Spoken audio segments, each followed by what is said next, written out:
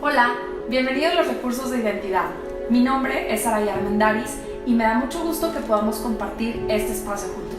La serie que estás a punto de escuchar es de El Evangelio según San Marcos, donde con toda la influencia del apóstol Pedro vamos a aprender acerca de la humanidad de Cristo, cómo fue en la tierra y además de lo accesible que es Dios hace con nosotros y de lo fácil que es tener una relación con Él.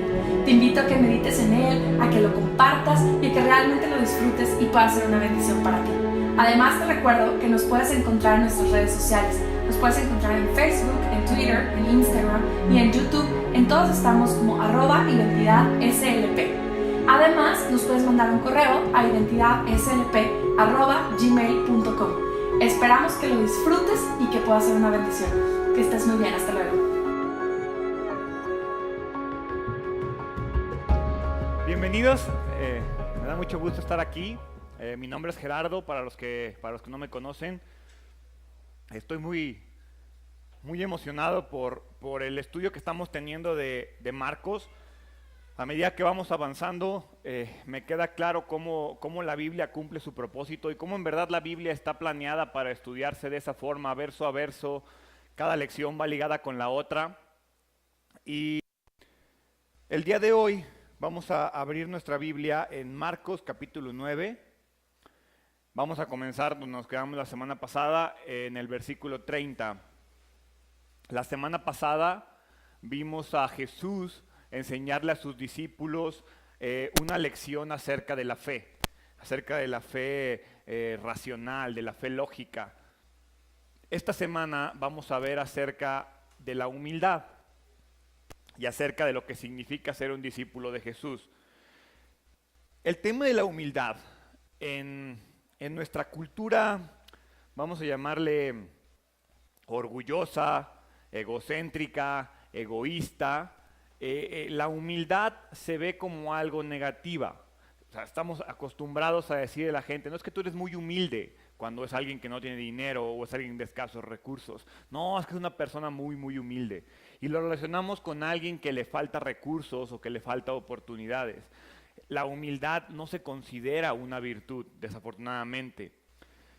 Nuestra naturaleza humana, tú y yo como seres humanos, estamos dominados por el orgullo. Nuestro deseo de sobresalir, nuestro deseo de ser los mejores, nuestro deseo de decir esto y yo soy lo más importante, salen en cualquier lugar, en competencias, desde que jugabas la traes de chiquito. La semana pasada estábamos en una fiesta de cumpleaños infantil y veíamos la frustración de un niño cuando pierde el juego de las sillitas. Y es el tema de, no es el hecho de perder, es el hecho de no ganar. Es el hecho de cómo es posible que haya alguien mejor que yo, cómo es posible que alguien se vaya a llevar ese premio. Y eso, se los garantizo, que no se los enseñaron sus papás. Es algo que traemos nosotros, nuestro deseo. Es más, en aquella época, en la época de Jesús, el mismo Aristóteles, este gran pensador filosófico, describe el orgullo como una corona de virtudes. Es decir, en aquella época como hoy, el ser alguien orgulloso, ¿sí?, es algo bueno y se ve como algo valorado. Pero la humildad es fundamental en nuestra vida. Y de nueva cuenta digo, el correcto concepto de humildad. Porque si tenemos el concepto incorrecto de humildad es otra cosa muy diferente. Quiero que vayamos a Isaías. Isaías capítulo 66 habla un poquito acerca de la humildad y de lo fundamental que es la humildad en nuestra vida y principalmente en nuestra vida cristiana. Isaías 66, vamos a leer el versículo 1 y el versículo 2. El cielo es mi trono y la tierra es el estrado de mis pies. ¿Podrían acaso construirme un templo tan bueno como ese? ¿Podrían construirme un lugar de descanso así? Con mis manos hice tanto el cielo como la tierra. Son míos con todo lo que hay en ellos. Yo, el Señor, he hablado. Y termina diciendo, bendeciré a los que tienen un corazón humilde y arrepentido, a los que tiemblan ante mi palabra. Dios hablando, bendeciré a los que tienen un corazón humilde. ¿Cómo está tu corazón el día de hoy? ¿Lleno de orgullo? ¿Lleno de vanagloria? ¿Lleno de vanidad? ¿O tienes un corazón humilde y arrepentido con ganas de buscar a Dios? Al igual que los discípulos, en aquella época tú y yo seguimos requiriendo esta lección de humildad. Pero antes de verla quiero que oremos juntos. Dios, te doy gracias. Gracias porque eres bueno con nosotros. Gracias porque tu misericordia está presente, porque eres un Dios lleno de amor, lleno de paz, y porque sabemos que cada lección que tú nos das, tú mismo la viviste y nos pusiste el ejemplo para llevarla a cabo. Ayúdanos a aprender el día de hoy que el llamado a la humildad y el llamado a un discipulado es fundamental para nuestras vidas, en el nombre de Jesús. Amén. Vamos a Marcos, regresemos ahora sí donde estábamos, Marcos capítulo 9, versículo 30. Vamos a ver del 30 al 32. Vamos a ver cómo Jesús nos da un ejemplo de humildad. Marcos 9, 30 al 32 dice la Biblia: saliendo de esa región, viajaron por Galilea. Jesús no quería que nadie supiera que él estaba allí, porque deseaba pasar más tiempo con sus discípulos y enseñarles. Les dijo: el Hijo del Hombre será traicionado y entregado en manos de sus enemigos. Lo matarán, pero 3 días después se levantará de los muertos. Ellos no entendieron lo que quería decir. Sin embargo, tenían miedo de preguntarles. Jesús es el ejemplo de humildad, ¿sí? Él mismo, Jesús se describe a sí mismo de una manera muy peculiar. Si vamos rápido a Mateo capítulo 11, versículo 29, vemos cómo Jesús habla de sí mismo, diciendo: pónganse mi yugo, déjenme enseñarles, porque yo soy humilde y tierno de corazón, y encontrarán descanso para el alma. Dice Jesús: yo soy humilde y tierno de corazón. Y Jesús demostró su humildad a lo largo de la vida. Para mí el pasaje más maravilloso de humildad de Jesús es cuando Jesús le lava los pies a sus discípulos en la última cena. Y cuando Jesús nos enseña, y yo no vine para que me sirvan, vine para ser servido. En este pasaje vemos cómo Jesús decía: vamos a mantenernos ocultos, yo no vengo a que me veneren, yo no vengo a instaurar una religión, yo no vengo a que me exalten a mí como el Mesías o como Dios, no, yo vengo a morir por tus pecados. El evangelio y la creación de la iglesia no depende de mí, depende de ti, discípulo. ¿Sí? Esa es la lección constante, porque si Jesús hubiera instaurado la iglesia, si Jesús hubiera comenzado el ritual eclesiástico, vamos a llamarlo así, ¿qué hubiera pasado cuando Jesús hubiera muerto? Jesús lo que hizo es: yo vengo a enseñarte a ti, 12 discípulos míos, discípulos que me siguen, apóstoles, vengo a mostrarles un estilo de vida para que ustedes sean los exaltados, no yo, para que ustedes crezcan, no yo, porque lo importante no soy yo, lo importante es Dios. Esa fue la enseñanza constante de Jesús, y aquí lo vemos otra vez. Pablo, en la carta a los Filipenses, resume la humildad de Jesús de la mejor manera posible. Y quiero que vayamos a Filipenses capítulo 2, versículos del 5 al 8. Filipenses 2, del 5 al 8, Pablo dice: tengan la misma actitud que tuvo Cristo Jesús. ¿Cuál es esa actitud? Aunque era Dios, no consideró el ser igual a Dios fuera algo a lo cual aferrarse. En cambio, renunció a sus privilegios divinos, adoptó la humilde posición de un esclavo y nació como un ser humano. Cuando apareció en forma de hombre, se humilló a sí mismo en obediencia a Dios y murió en una cruz como morían los criminales. Morir en la cruz fue la máxima expresión de humildad de Jesús. Y Jesús tenía que enseñarles esa lección a sus discípulos, porque ellos no terminaban de entender. Esa era la verdad principal que el discípulo tenía que entender, y era la verdad principal que el discípulo le costaba entender, y es la verdad principal que hoy en día a ti y a mí nos cuesta entender, que Jesús nos llama a vivir una vida de humildad. Porque si bien un Mesías crucificado, un Mesías perseguido, un Mesías golpeado, atacado, escupido, era algo difícil de aceptar. Los discípulos no terminaban de entender por qué tenía que pasar eso. Un Mesías muerto era todavía más complicado de entender, porque ellos ya tenían un concepto muy claro del poder de Jesús. Ya lo habían visto resucitar muertos. Ya conocían el poder que Jesús tenía sobre la muerte, ¿sí? Tenemos registro en la Biblia cuando resucita la niña, cuando resucita Lázaro. Entonces ya los discípulos conocían este poder, pero si el Mesías se muere, ¿quién lo va a resucitar a él? ¿Quién? Entonces los discípulos no entendían y me gusta cómo Jesús dice, si se fijaron, leímos ahí en Filipenses, vienen varias palabras, dice, no consideró, dice, renunció, dice, adoptó y dice, se humilló. En términos humanos, ¿sí? Los ancianos, los sumos sacerdotes, los escribas, el pueblo, Judas, Pilato, fueron los culpables de matar a Jesús, ¿sí? O sea, si yo les pregunto, ¿quién mató a Jesús? Pues la mayoría de ustedes va a decir, no, pues los judíos, Pilato, los primeros creyentes, ¿sí? Ellos son los que mataron a Jesús, es el registro que tenemos en la Biblia. Sin embargo, vamos a ver quién mató a Jesús. Hechos capítulo 2, versículo 23.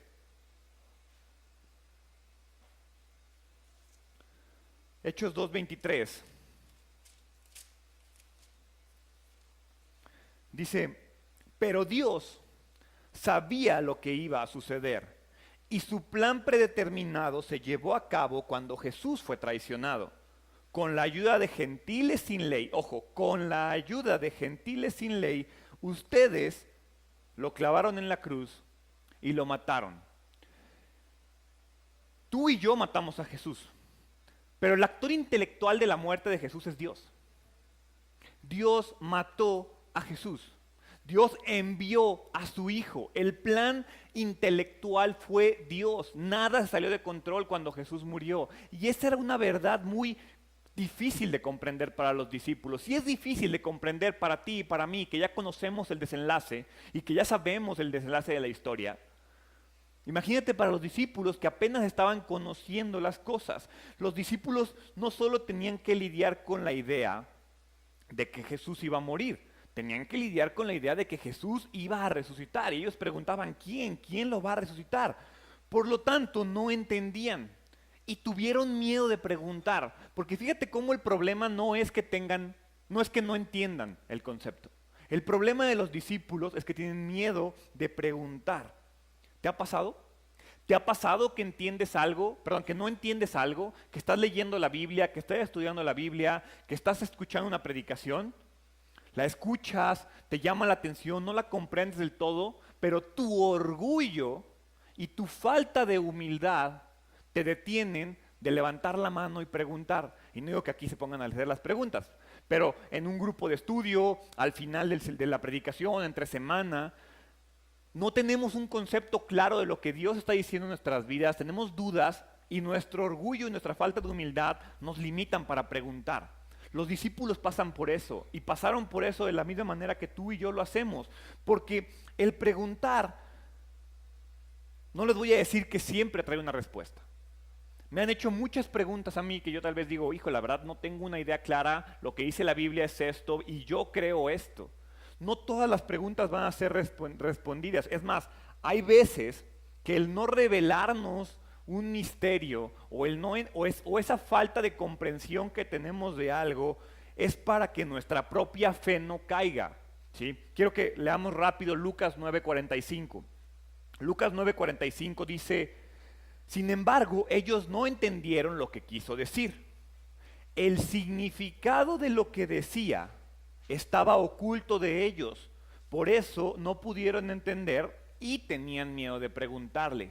Es este mismo pasaje relatado por Lucas. Sí, en Marcos nada más nos dice que no entendían y tuvieron miedo de preguntar. Lucas nos da más detalles y dice, el significado de esto estaba oculto para ellos. Pero estaba oculto para ellos porque parte de la lección que Dios les está dando es aprende a preguntar. Aprende a renunciar a que no tienes todas las respuestas. Porque a veces tú y yo creemos que tenemos todas las respuestas. Y en realidad humildad es reconocer que no tenemos todas las respuestas y estar dispuesto a preguntar. ¿Sí? Humildad es aceptar que no siempre vamos a tener todas las respuestas y confiar que Dios tiene un plan. Esas son las dos definiciones más claras que yo tengo de humildad y que la Biblia me revela que tengo de humildad. Es, si no conozco, pregunto. Y si pregunto y no tengo una respuesta, confío. Pero nos es tan complicado hacer eso porque queremos entender absolutamente todo. Ahora, inmediatamente después Marcos continúa y parece que se está saltando y parece que acabó el tema anterior y que ya no tiene nada que ver con lo que sigue de la historia. Pero Marcos capítulo 9, versículo 33 nos hace una pregunta acerca de la humildad. 9:33 dice, después de llegar a Capernaum, es decir, Jesús les hace esta enseñanza donde predice su muerte y continúa, después de llegar a Capernaum e instalarse en una casa, Jesús pregunta a sus discípulos, ¿qué venían conversando en el camino?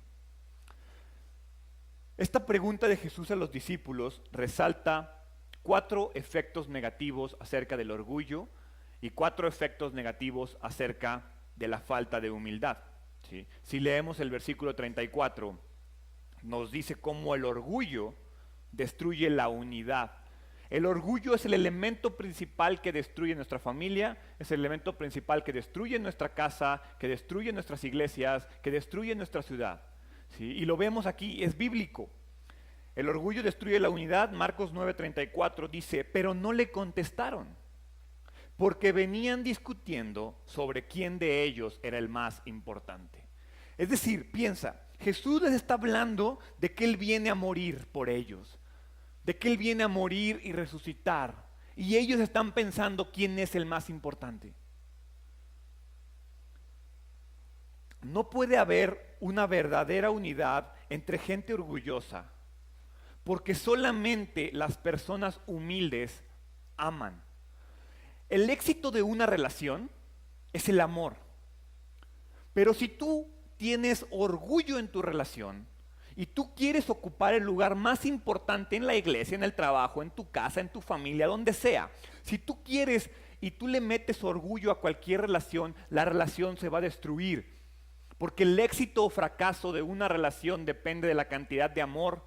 Y donde hay amor, no puede haber orgullo. El que ama no tiene orgullo. ¿Sí? Eso es una relación, es totalmente opuesto el orgullo al amor. El orgullo es el destructor más común de cualquier relación. Cuando tú metes orgullo a tu relación, la relación truena. ¿Sí? Las relaciones sanas, ojo, relaciones sanas, se basan en el amor sacrificial, en el amor donde el servicio es lo más importante, en el sometimiento desinteresado, en la entrega a los demás. Pero ¿a poco cuando dije sometimiento desinteresado no dijiste, ¿y por qué me voy a someter yo? Y dejaste que el orgullo entrara. Ahora, ojo, es bien importante porque yo no le voy a dar amor sacrificial a cualquier persona. Yo no le voy a dar mi servicio a cualquier persona, no me voy a someter desinteresadamente a cualquier persona y no le voy a entregar mi vida a cualquier persona. Es importante que sepamos a quién hacerlo.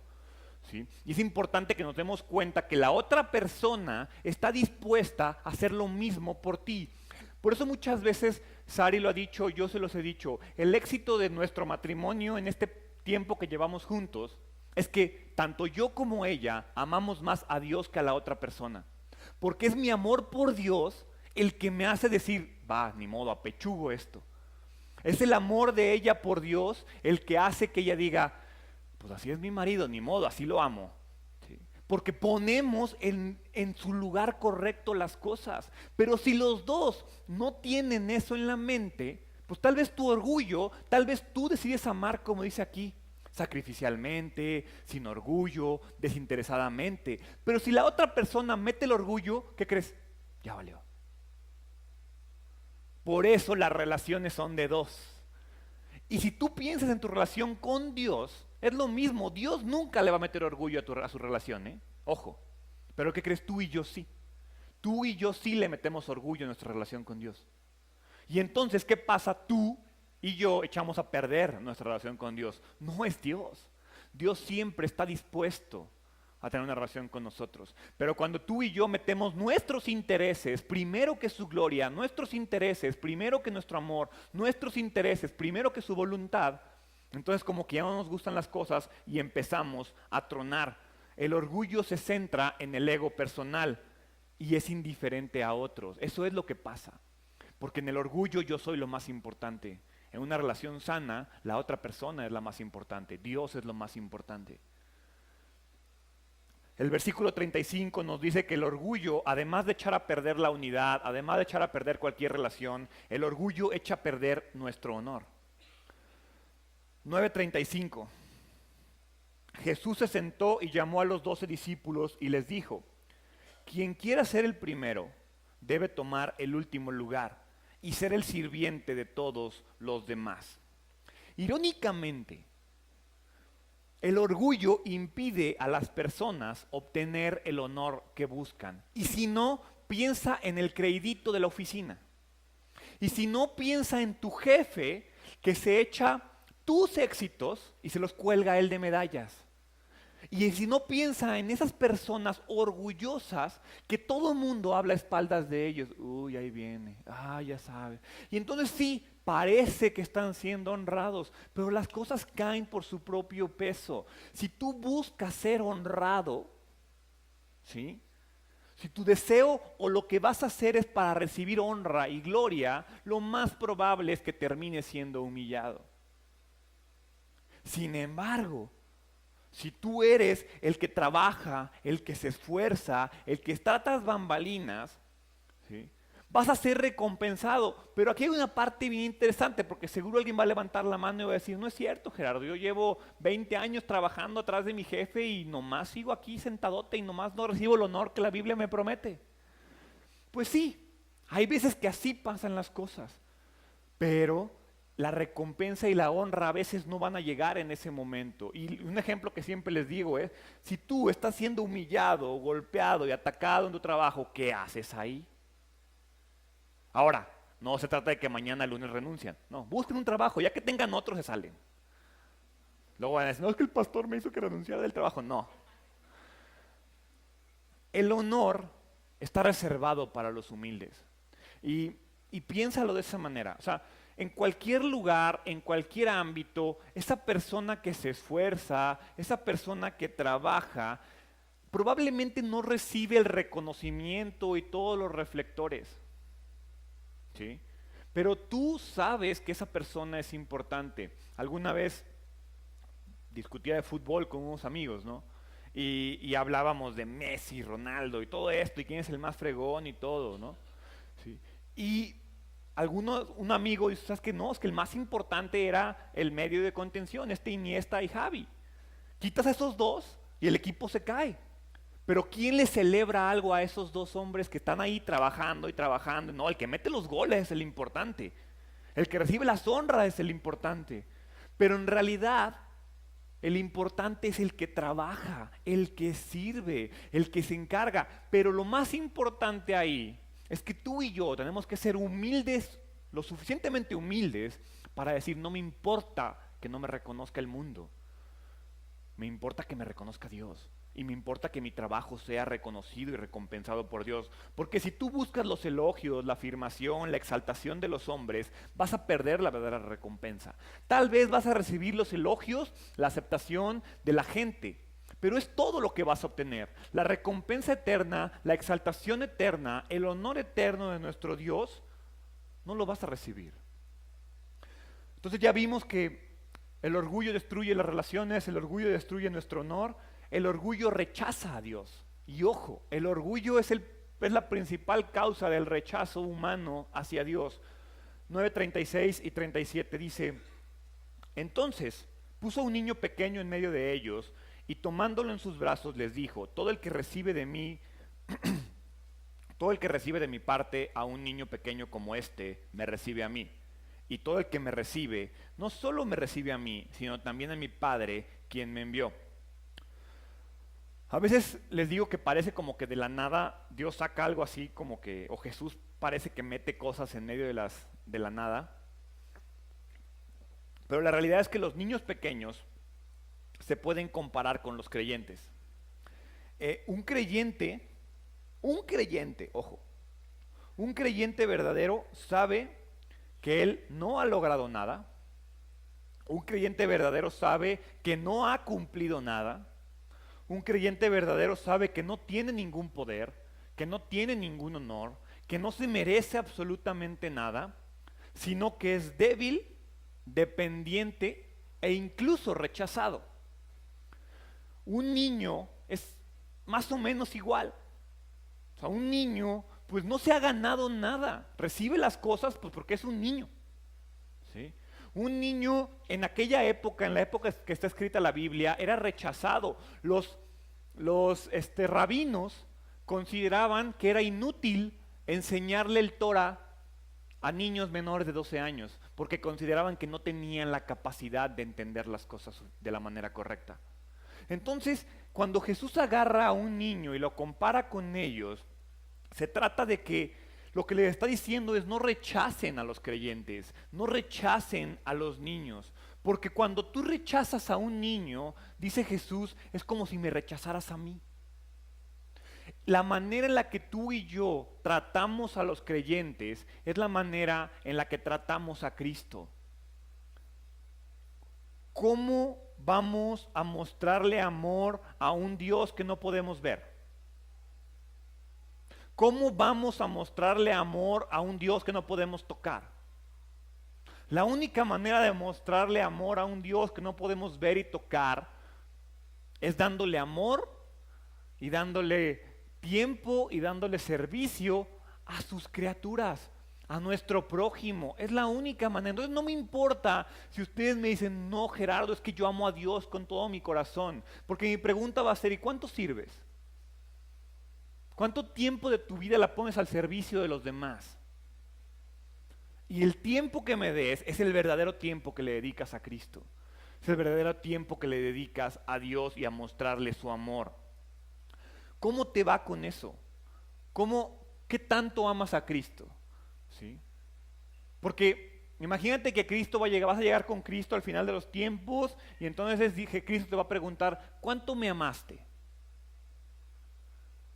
Y tú vas a decir, no, te amé muchísimo, Dios. No es cierto, porque pudiste haber ayudado a esta persona y no la ayudaste. Porque pudiste haber traído unas cuantas cobijas para los viejitos y no las trajiste. ¿Sí? Porque pudiste haberle ayudado a alguien en la esquina y no lo hiciste. Gerardo, pero es que los de las esquinas están ahí y los explotan, entonces yo no le voy a dar dinero a los que explotan niños. No lo haces por él. ¿Sí? Lo haces por tu amor a Dios. ¿Qué tanto reflejan tus acciones el amor que tienes por Cristo? Por eso dice, el orgullo rechaza a Dios. Porque cuando tú te pones en primer lugar, cuando no pones a las personas en el primer lugar, no estás rechazando a las personas, estás rechazando a Dios. Continúa Marcos en el versículo 38 mostrándonos cómo el orgullo crea exclusividad. Y cuando digo exclusividad no digo que nos vuelva VIPs y que nos vuelva personas importantes. No, el orgullo crea exclusividad. 38 al 40 dice, Juan le dijo a Jesús, Maestro, vimos a alguien usar tu nombre para expulsar demonios, pero le dijimos que no lo hiciera porque no pertenece a nuestro grupo. No lo detengan, dijo Jesús. Nadie que haga un milagro en mi nombre podrá luego hablar de mí. Todo el que no está en contra de nosotros está a nuestro favor. Jesús está confrontando a los discípulos con su orgullo. O sea, toda esta lección es, yo vine a morir por ti y tú me preguntas quién es el más importante. Entonces después te digo que los más importantes son los niños, los que no rechazan a su prójimo. Entonces yo me imagino a Juan escuchando esto y Juan diciendo, chin, ya nos equivocamos. Porque Jesús está hablando de humildad y nosotros no estamos siendo humildes. Estamos rechazando a los que no andan con Jesús, que no andan, entre comillas. Entonces Juan es confrontado con su orgullo y entonces confiesa, se da cuenta que algo que hizo está mal y dice, oye maestro, vimos a alguien usar tu nombre, pero como no anda con nosotros, le dijimos que no lo hiciera. Y a veces nos pasa eso a ti y a mí. Nos volvemos gentes exclusivas. Si creemos que porque seguimos a Cristo, a medias y entre comillas, somos mejores. Y entonces ese orgullo, perdón, esa falta de orgullo que te hizo acercarte a Cristo, después le metes el orgullo de la religión y entonces te crees superior que los demás porque tú sí sigues a Cristo. Porque el orgullo siempre va a buscar una manera de salir de nuestras vidas. Y entonces aquí vemos a Juan diciendo, híjoles Dios, se me hace que hicimos algo mal. Y así mismo tienes que hacer tú las cosas. Evaluar las cosas que haces y las cosas que no haces y ver cómo andan tus niveles de orgullo. Porque no hay razón alguna para creernos superior a nadie. ¿Sí? El hecho de creer o no creer, el hecho de hacer o no hacer ciertas cosas no te hace superior. Todos aquí no somos superiores a nadie. No hay justificación para creer que no hay personas que merecen el Evangelio. A veces tú y yo seleccionamos a quién sí y a quién no, a quién le enseñamos, a quién no. Y yo te puedo preguntar a quién de los que está aquí si les ha preguntado algo cuando han cruzado las puertas. A ver, ¿me puedes pasar tu estatus socioeconómico para ver si eres digno del Evangelio? ¿Tu estado social? ¿Cuántos hijos tienes? ¿Divorciado, casado, separado, rejuntado? ¿Verdad que no? El que quiera puede aprender el Evangelio. El que quiera puede escuchar el Evangelio. Si no hay restricciones, no somos superiores. La humildad no separa, la humildad une. Y entonces, después de que Jesús les dice la unidad destruye relaciones, la humildad crea exclusividad, la humildad destruye su honor, el orgullo destruye relaciones, el orgullo hace y muestra el rechazo a Dios, les dice, pero la humildad tiene una recompensa. En el versículo 41.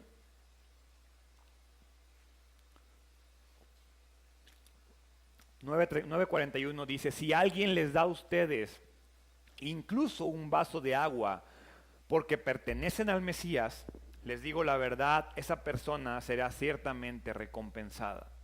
En contraste con que el orgullo trae destrucción, la observación final a Jesús es de que destaca el aspecto positivo de la humildad y lo simplifica a un vaso de agua. Me encanta que no dice coronas del cielo, coronas de justicia, vida eterna. No. Él dice un vaso de agua. Y cómo darle un vaso de agua a alguien tiene repercusiones en nuestra eternidad. Vean la importancia de ser personas humildes. Creemos que nuestras acciones no importan. Creemos que una cobija más o una cobija menos no hacen la diferencia. Y sí, probablemente en el asilo una cobija más y una menos puede que no hagan la diferencia. Pero en tu eternidad, una cobija más o una cobija menos en tu casa puede hacer la diferencia. Proverbios 22:4 dice, la verdadera humildad y el temor del Señor conducen a riquezas, a honor y a una larga vida. No nada más se trata de respetar a Dios, no nada más se trata de obedecer a Dios, se trata de humildad. La verdadera humildad y el temor a Dios conducen a riquezas, a honor y a una larga vida. Esta enseñanza es radical. Va en contra de nuestra civilización, va en contra de nuestra sociedad, va en contra de nuestra naturaleza.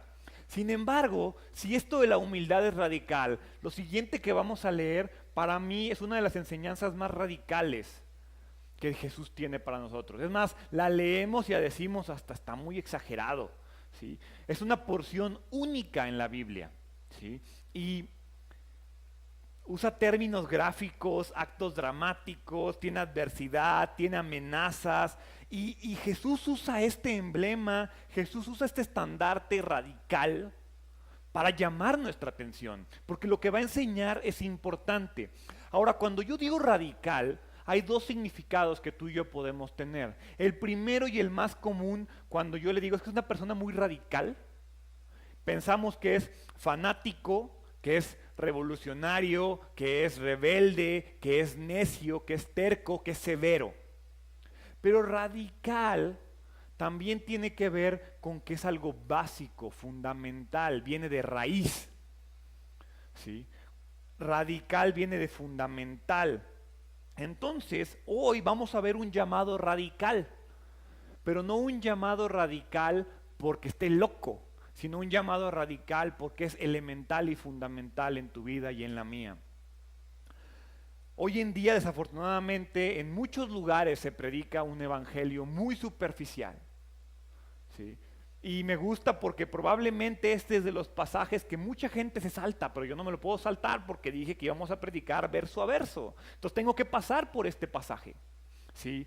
Y comienza con una demostración de amor radical.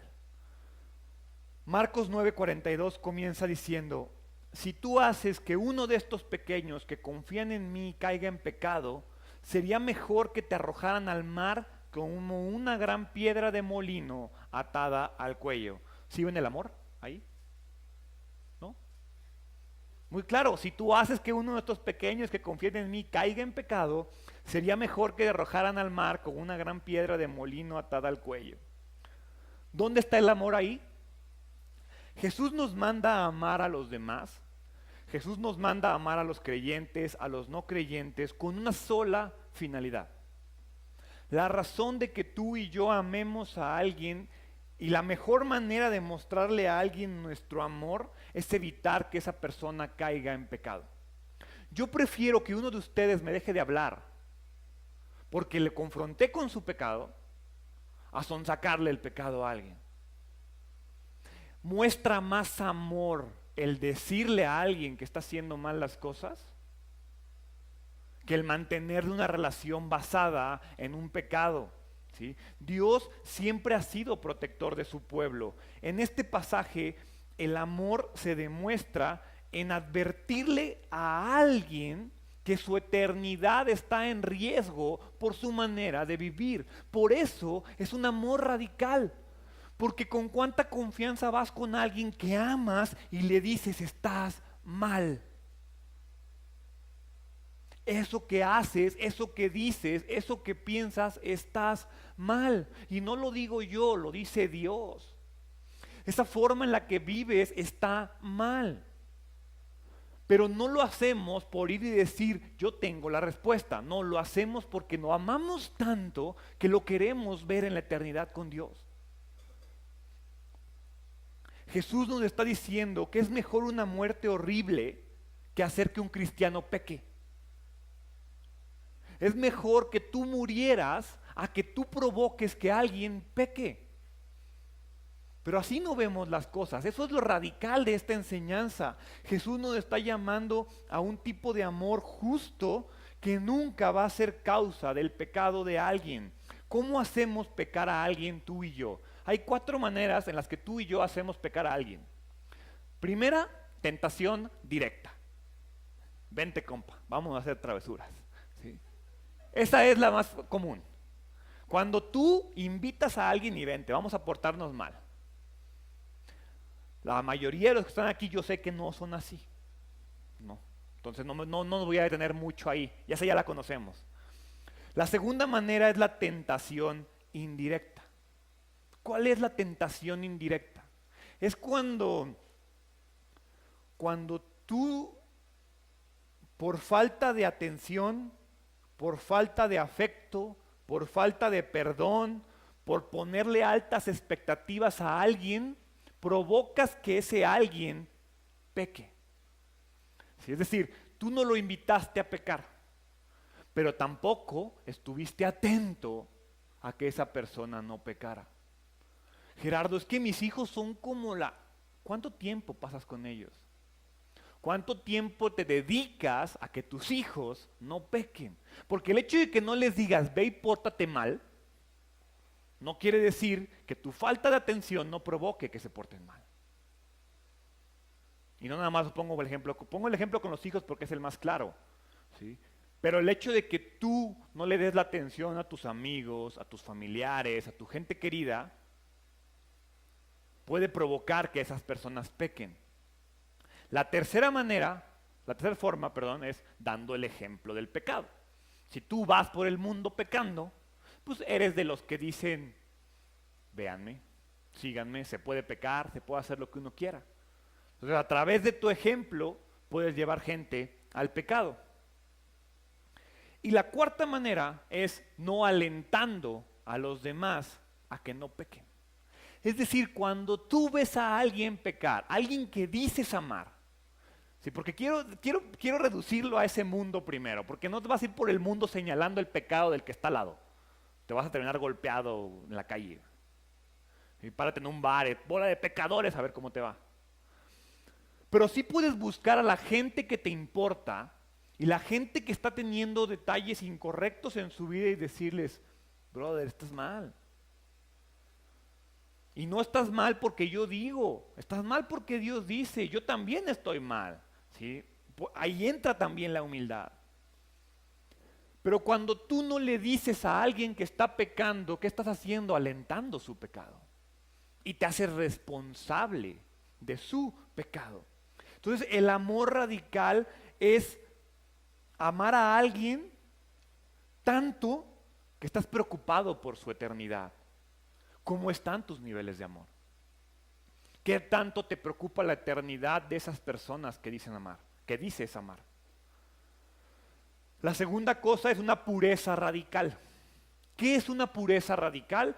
Marcos 9, 43 al 48. Si tu mano te hace pecar, córtatela. Es preferible entrar en la vida eterna con una sola mano que en el fuego inextinguible del infierno con las dos manos. Si tu pie te hace pecar, córtatelo. Es preferible entrar en la vida eterna con un solo pie que ser arrojado al infierno con los dos pies. Si tu ojo te hace pecar, sácatelo. Es preferible andar en el reino de Dios con un solo ojo que tener los dos ojos y ser arrojado al infierno, donde los gusanos nunca mueren y el fuego nunca se apaga. Si tomáramos esto literalmente, ¿cómo vendríamos la semana que entra a la iglesia? Esto no es para ser tomado literalmente. Porque el hecho de que te cortes la mano, ¿te va a quitar las ganas de pecar? El hecho de que te saques el ojo, ¿te va a quitar las ganas de pecar?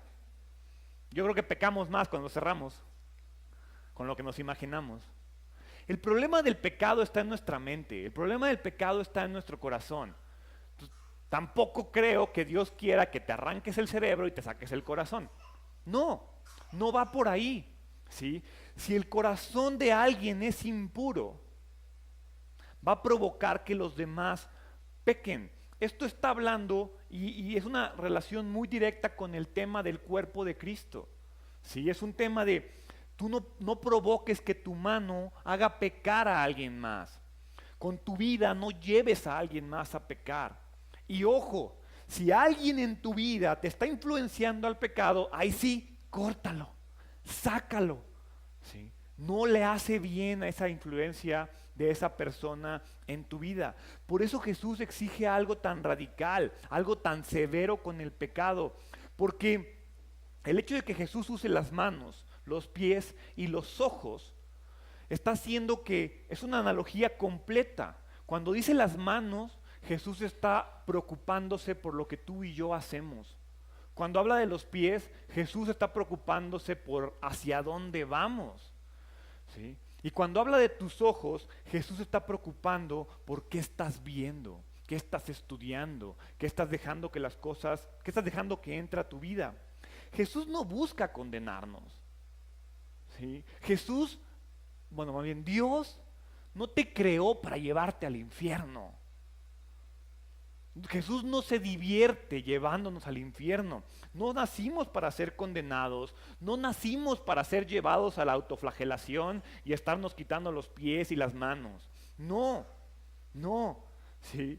Jesús nos está llamando a un arrepentimiento inicial y a la fe que acompaña nuestra salvación. Lo que Jesús está diciendo es, ya, sácate eso de la mente, arrepiéntete, reconoce que está mal y comienza a trabajar. Porque todo lo que sea un obstáculo para que tú y yo entremos en la vida eterna, debe ser eliminado. Cualquier obstáculo, cualquier persona, cosa, acción, trabajo, familiar, cualquier cosa que se interponga entre tú y tu eternidad con Dios, entre tú y el reino de Dios, arráncalo de tu vida. No tiene ningún sentido. Esta lucha es continua.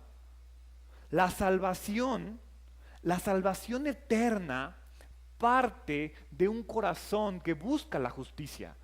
Parte de un deseo de decir, me tengo que separar de lo que no me sirve, empezando por las personas tóxicas de tu vida. Porque de nada sirve todo el esfuerzo que tú le quieras meter a tu vida y a tu trabajo si esa personita que está allí no se va y no la sacas y no la arrancas de tu vida.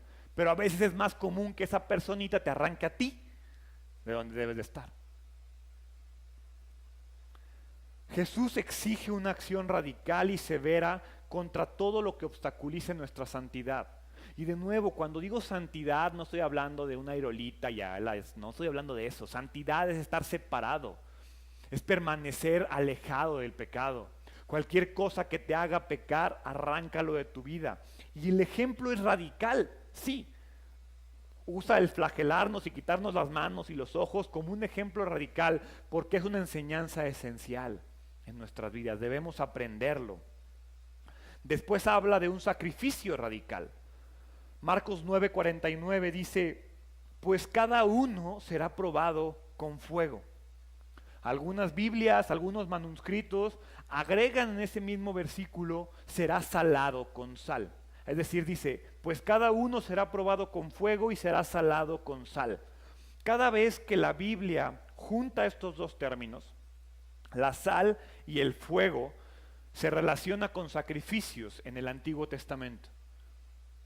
Cada vez que hablaba de echarle sal a un sacrificio que iba a ser quemado, se hacía con la intención de conservarle. La sal, en aquella época no había congeladores que guardaban la comida. Para conservar la comida la ponían en sal. ¿Sí? Entonces, la sal tiene un efecto conservante, tiene un efecto que preserva la comida. Y cuando la sal se añadía a los sacrificios, se hacía como un símbolo de un pacto duradero. Es decir, yo agarraba mi cabrito, mis palomas, los cereales que fuera a quemar, les ponía sal como un símbolo de que quería que ese pacto que iba a hacer con Dios durara. Vayan a Levítico. Levítico capítulo 2, versículo 13. Levítico es el tercer libro de la Biblia, donde vienen todas las leyes que Dios le dio a Moisés. Y habla de esto, de los sacrificios. Levítico 2:13 dice, sazona con sal todas tus ofrendas de grano, para acordarte del pacto eterno de Dios. Nunca te olvides de poner sal a las ofrendas de grano. Esta ofrenda de grano o de cereal es una de las 5 ofrendas del Antiguo Testamento que simbolizan devoción y pacto con el Señor. Entonces lo que Jesús está diciendo es que nuestro sacrificio personal con Dios debe demostrarse a través de una fidelidad a largo plazo. No es un sentimiento del momento, no es un ay qué rico sentí, ay qué padre lo que escuché. No, es un me comprometo, es un le echo sal a mi vida para preservar, para que sea perdurable, para que permanezca. Romanos 1:21 habla de qué sacrificio, qué es lo que tú y yo tenemos que sacrificar a Dios. Romanos 1:21, por tanto, amados hermanos, les ruego que entreguen su cuerpo a Dios por todo lo que Él ha hecho a favor de ustedes, que sea un sacrificio vivo y santo, la clase de sacrificio que a Él le agrada. Esa es la verdadera forma de adorarlo. Matar nuestros pecados, matar nuestra vieja manera de vivir, dejar de pensar como alguien necio, es la perfecta manera de adorarle. ¿Sí? Hincarnos de rodillas, prender velas, autoflagelarnos, esa no le importa a Dios. A Dios le importa que tú y yo cambiemos. Ese es el sacrificio radical y es la manera más real de probar nuestra fe, con un cambio. Cada vez que tú cambias algo que sabes que está mal en tu vida, es un sacrificio eterno para Dios. Y finalmente, termina el versículo 50 con un llamado a la obediencia radical. Marcos 9:50 dice, la sal es buena para condimentar, pero si pierde su sabor, ¿cómo la harán salada de nuevo? Entre ustedes deben tener, ojo, entre ustedes deben tener las cualidades de la sal y vivir en paz unos con otros. Lo acabo de decir. ¿Cuáles son las cualidades de la sal? Preservar, conservar, salar la comida. La sal era el conservante más ampliamente conocido en aquella época, pero en aquel entonces,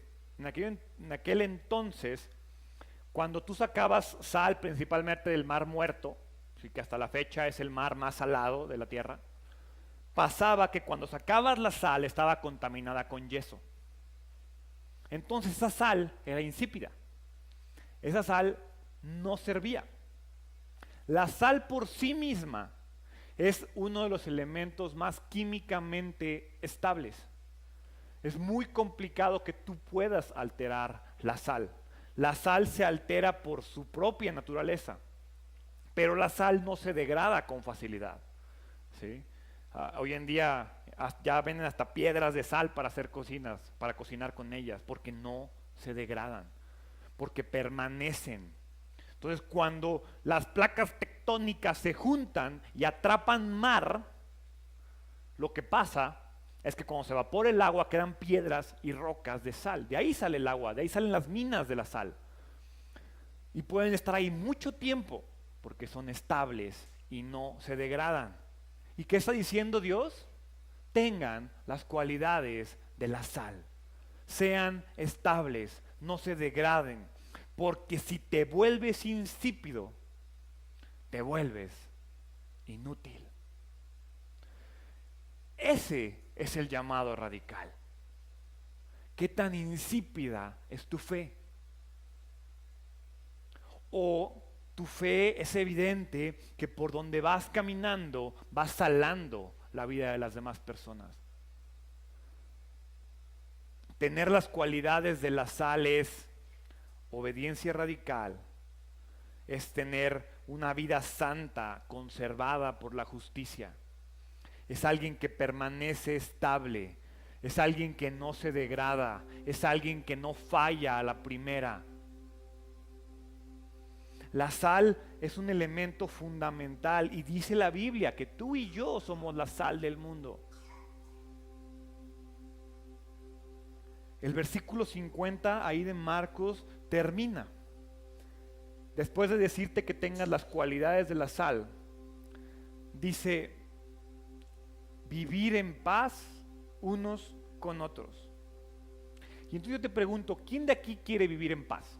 Levanta la mano. ¿Qué se necesita?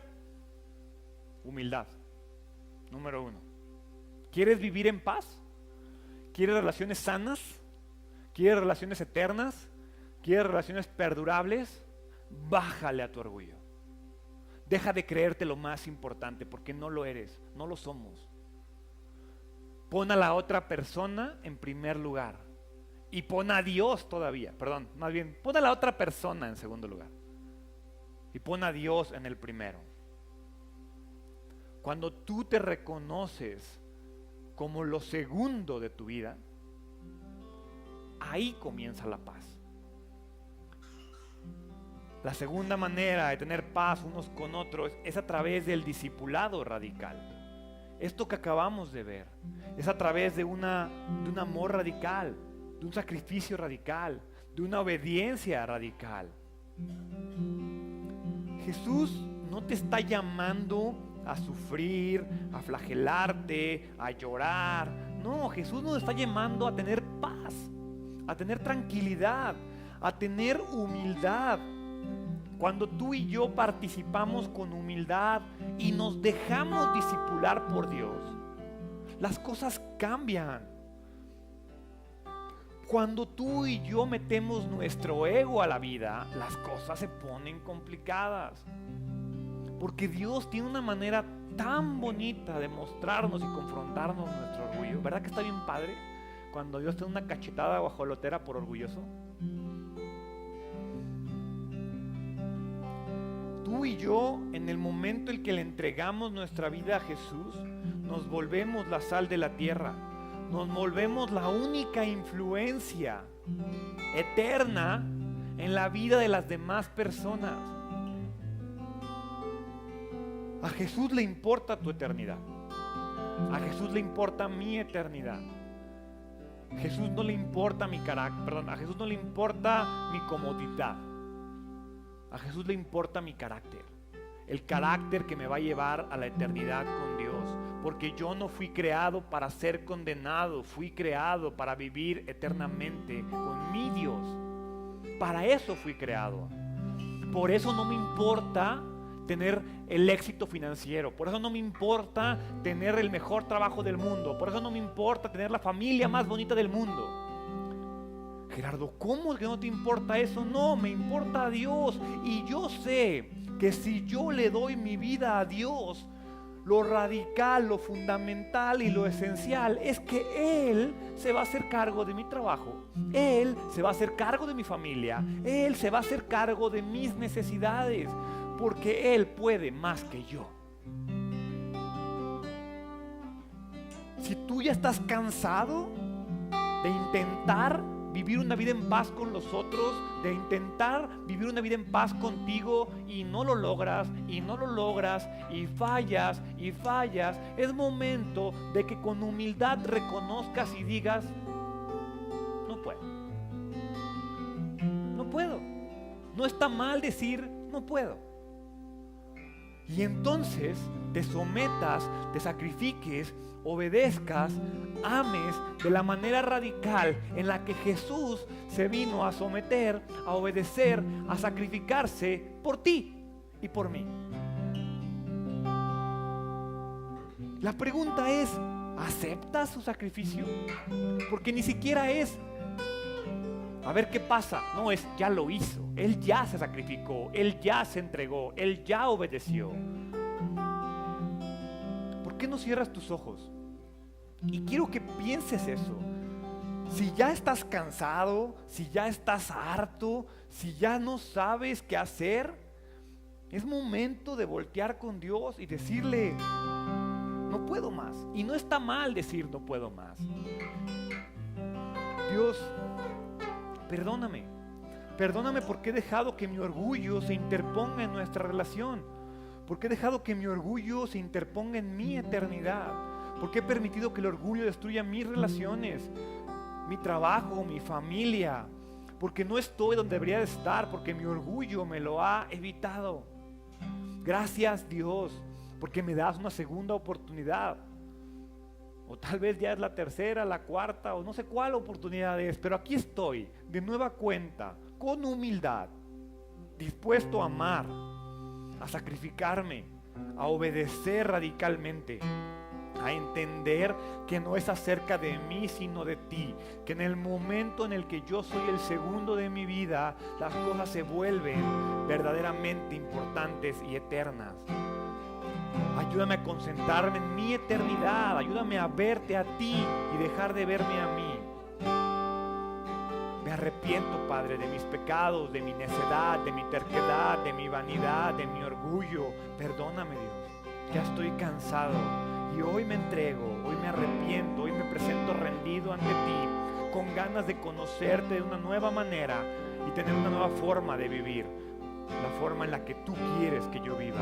Ayúdame a ser la sal de este mundo, a salar el mundo en el cual yo vivo, a llevarte ahí, a preservar y a conservarme estable, no por lo que soy, sino por lo que tú me haces ser, Padre. Gracias por tu amor, por tu sacrificio. Ayúdame a obedecerte y a permanecer en el nombre de Jesús. Amén.